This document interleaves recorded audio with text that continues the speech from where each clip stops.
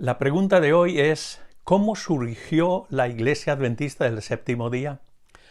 Entre los cientos de iglesias y denominaciones que hay, la Iglesia Adventista se caracteriza por la manera peculiar de sus comienzos como denominación.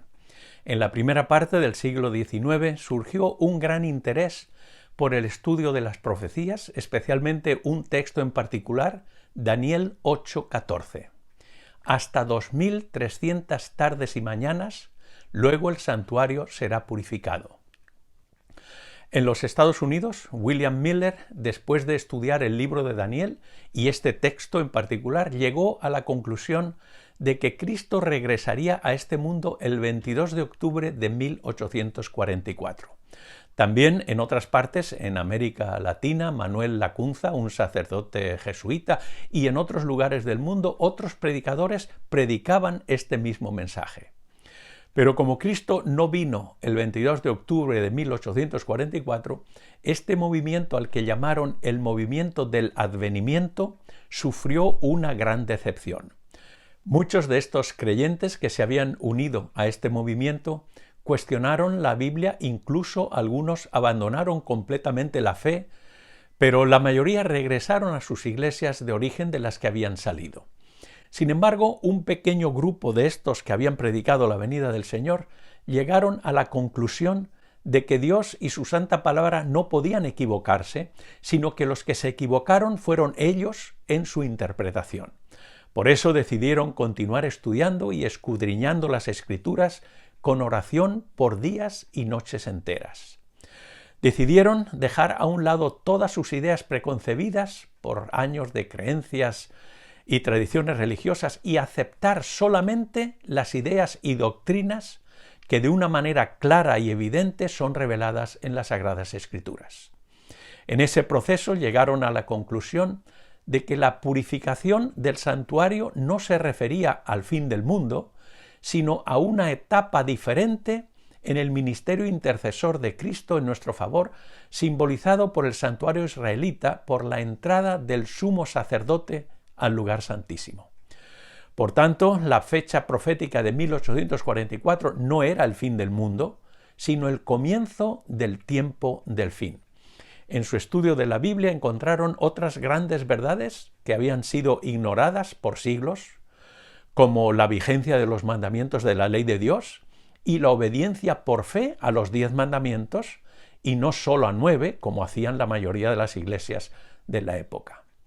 Precisamente, la cristiandad había olvidado el 4º mandamiento, el único que Dios dijo debían recordar, como un monumento de su poder al crear el mundo y al crearnos a todos nosotros.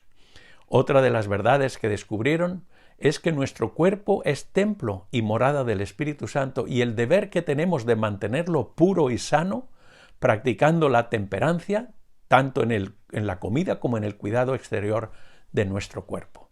Así fue como nació lo que sería, años después, la Iglesia Adventista del Séptimo Día. Un punto muy importante es que la Iglesia Adventista no surgió como un cisma, es decir, como una escisión o división de otra iglesia.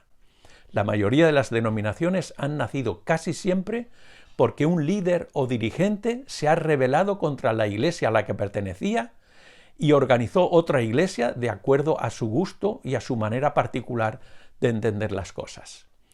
Desde su fundación, la misión de la Iglesia Adventista se ha centrado en imitar la misión de nuestro Señor Jesucristo. Dice el Evangelio que Jesús recorría todas las ciudades y aldeas, enseñando en las sinagogas, predicando el Evangelio del reino y sanando toda enfermedad y dolencia en el pueblo.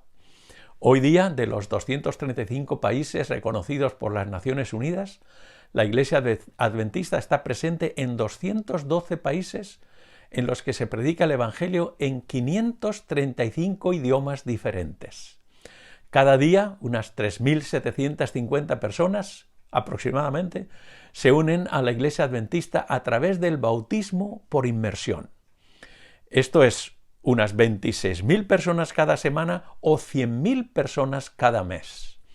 En total, los adventistas han sobrepasado ya los 23 millones de miembros.